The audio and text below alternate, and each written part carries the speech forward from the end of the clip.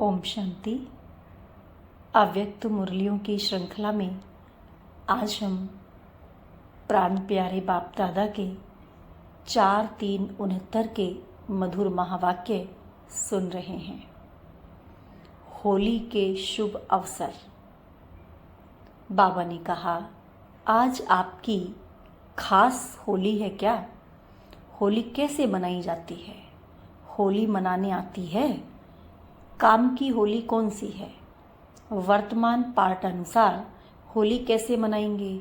वर्तमान समय कौन सी होली मनाने की आवश्यकता है? होली में कई बातें करनी होती हैं। लग भी जाता है, जलाया भी जाता है और साथ साथ श्रृंगारा भी जाता है और कुछ मिटाना भी होता है। जो भी बातें होली में करनी हैं वह सभी इस समय चल रही हैं। जलाना क्या है, मिटाना क्या है, रंगना क्या है और श्रृंगारना क्या है, यह सभी कर लेना, इसको कहा जाता है मनाना। अगर इन 4 बातों में से कुछ कमी है तो मनाना नहीं कहेंगे। बाबा ने कहा, होली के दिनों में बहुत सुंदर सजते हैं। कैसे सजते हैं? देवताओं के समान। आप सभी सजे हुए हैं। सजावट में कोई कमी तो नहीं है। सजावट में मुख्य होली का श्रृंगार कौन सा होता है? सांग जो बनाते हैं उन्हों को पहले मस्तक में बल्ब लगाते हैं। यह भी इस समय की कॉपी की हुई है। आपका भी काम का मुख्य श्रृंगार है मस्तक पर आत्मा का दीपक जलाना। इसकी निशानी बल्ब जलाते हैं। लेकिन यह सभी बातें होने लिए होली का अर्थ याद रखना है। होली, जो कुछ हुआ वह हो गया। होलिया, जो सीन हुई, होली अर्थात बीत चुकी। वर्तमान समय जो पॉइंट ध्यान में रखनी है वह है यह होली की अर्थात ड्रामा के ढाल की। जब ऐसे मजबूत होंगे तब वह रंग भी पक्का लग सकेगा। अगर होली का अर्थ जीवन में नहीं लाएंगे तो रंग कच्चा हो जाता है। पक्का रंग खाने के लिए हर वक्त सोचो, होली जो बीता हो ही गया। ऐसी होली मना रहे हो। वह कभी कभी ड्रामा की सीन देखकर कुछ मंथन चलता है।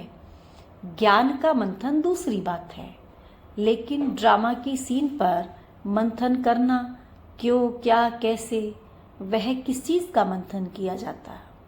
दही का जब मंथन किया जाता है तब मक्खन निकलता है।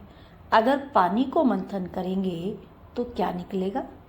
कुछ भी नहीं। रिजल्ट में यही होगा, एक तो थकावट, दूसरा टाइम वेस्ट। इसलिए यह हुआ पानी का मंथन। ऐसा मंथन करने के बजाय ज्ञान का मंथन करना है। साकार रूप में लास्ट दिनों में सर्विस की मुख्य युक्ति कौन सी सुनाई थी? घेराव डालना, डबल घेराव डालना है। एक तो वाणी द्वारा सर्विस का, दूसरा अव्यक्त आकर्षण का। यह ऐसा घेराव डालना है जो खुद ना उससे निकल सकें ना दूसरे निकल सकें। घेराव डालने का ढंग अभी तक प्रैक्टिकल में दिखाया नहीं है। म्यूजियम बनाना तो सहज है। म्यूजियम बनाना यह कोई घेराव डालना नहीं है, लेकिन अपने अव्यक्त आकर्षण से उन्हों को घायल करना, यह है घेराव डालना। वह अभी चल रहा है। अभी सर्विस का समय भी ज़्यादा नहीं मिलेगा। समस्याएं ऐसी खड़ी हो जाएंगी जो आपके सर्विस में भी बाधा पड़ने की संभावना होगी। इसलिए जो समय मिल रहा है उसमें जिसको जितनी सर्विस करनी है वह अधिक से अधिक कर ले, नहीं तो सर्विस का समय भी होली हो जाएगा, यानी बीत जाएगा। इसीलिए अब अपने को आपे ही ज़्यादा में ज़्यादा सर्विस के बंधन में बांधना चाहिए। इस एक बंधन से ही अनेक बंधन मिट जाते हैं। अपने को खुद ईश्वरीय सेवा में लगाना चाहिए, औरों के कहने से नहीं। औरों के कहने से क्या होगा? आधा फल मिलेगा, क्योंकि जिसने कहा अथवा प्रेरणा दी उनकी भाईवारी हो जाती है। दुकान में अगर दो भाईवार माना साझीदार हों तो बंटवारा हो जाता है ना। एक है तो वह मालिक हो रहता है। इसीलिए अगर किसके कहने से करते हैं तो उस कार्य में भाईवारी हो जाती है, माना साझेदारी हो जाती है। और स्वयं ही मालिक बनकर करते हैं तो सारी मिल्कियत के अधिकारी बन जाते हैं। इसीलिए हर एक को मालिक बनकर करना है, लेकिन मालिक बनने के साथ साथ बालकपन भी पूरा होना चाहिए। कहाँ कहाँ मालिक बनकर खड़े हो जाते हैं, कहाँ फिर बालक होकर छोड़ देते हैं। तो न छोड़ना है न पकड़ना है।